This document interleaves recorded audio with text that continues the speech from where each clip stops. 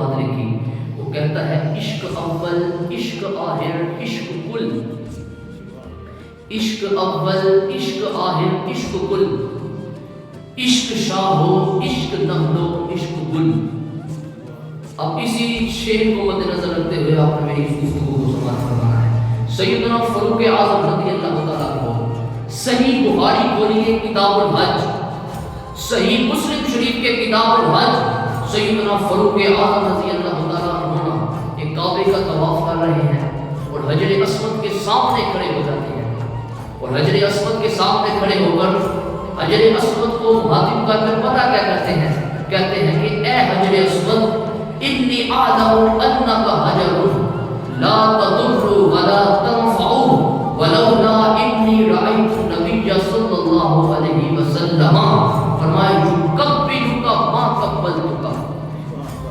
اب حدیث مبارکہ کے الفاظ ہے، صحیح بخاری متفق علیہ حدیث ہے۔ حجر اسود کو مخاطب کر کر کہتے ہیں کہ اے حجر اسود، ہم تجھے کیوں چومتے ہیں؟ ہم تو باقی پتھروں کو اٹھا کر پھینک دیتے ہیں، لیکن تجھ کو ہم چوم رہے ہیں۔ ہم تو وہ ہیں جو پتھروں کو اٹھا کر پھینک چکے تھے، ہم تو وہ ہیں جو پتھروں کو چھوڑ چکے تھے، لیکن اے حجر اسود، انی اعلم انک حجر، اے حجر اسود تجھے یہ معلوم ہونا چاہیے کہ ہم تجھے کیوں چومتے پھرتے ہیں۔ فرمایا اے حجر اسود، اگر تجھے میرے پیارے آقا صلی اللہ علیہ وآلہ وسلم کے لب نہ کرتے، فرمایا اگر حضور نے تمہیں نہ چوما ہوتا تو فرمایا اے حجر اسود، خدا کی قسم ہم تمہیں کبھی نہیں چومتے۔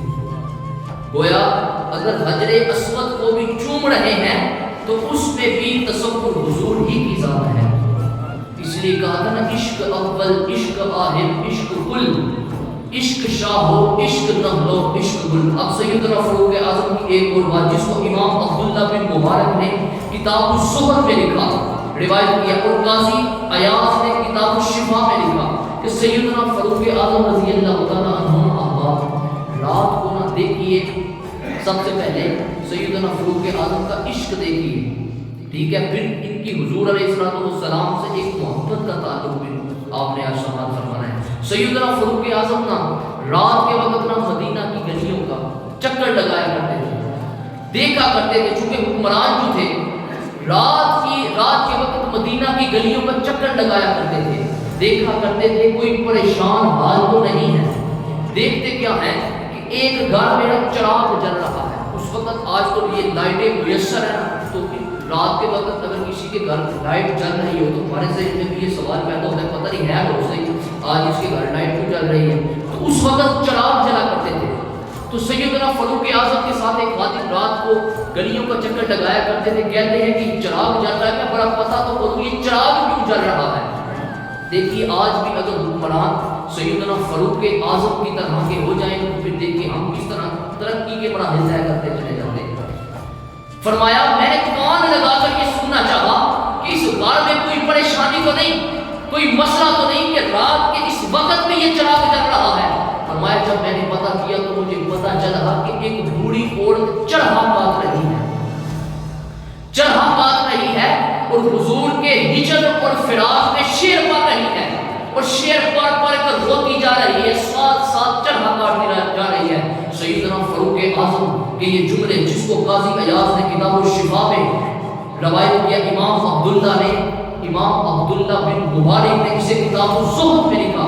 سیدنا فاروق اعظم کان لگا کر اس بوڑھی عورت کے وہ جملے سماعت کرتے ہیں، جب اس کے یہ جملے سنتے ہیں ایک شعر پڑھ رہی ہے اور وہ شعر میں حضور کی ہجر اور فراق میں روتی جا رہی، سیدنا فاروق اعظم نے نثاروں کی تعریف شروع کر دی۔ دیکھیے ان کی ایک طرف کیسی تھی، انہوں نے زاروں کی نام رونا شروع کر دیا، آواز دی، کہا اس بوڑھی عورت نے پوچھا کون؟ فرمایا عمر۔ فرمایا امیر المومنین کو اس وقت مجھ سے کیا کام ہو سکتا ہے؟ بڑا مجھ سے اس وقت رات کے اس پچھلے پہر میں امیر المومنین کو مجھ سے کیا کام ہو سکتا ہے؟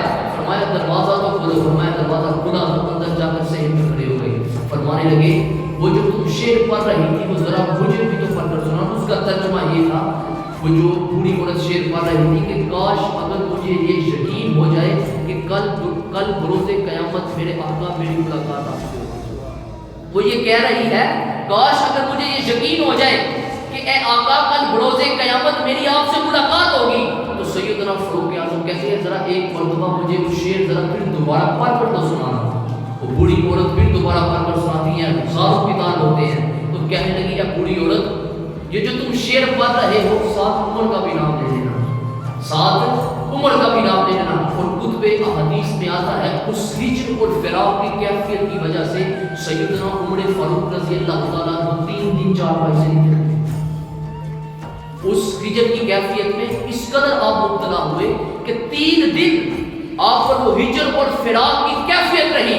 حضور کے ہجر اور فراق کی طرف کی وجہ سے وہ 3 دن 4 بار سے نکلے. یہ ہے سیدنا فاروق اعظم رضی اللہ تعالیٰ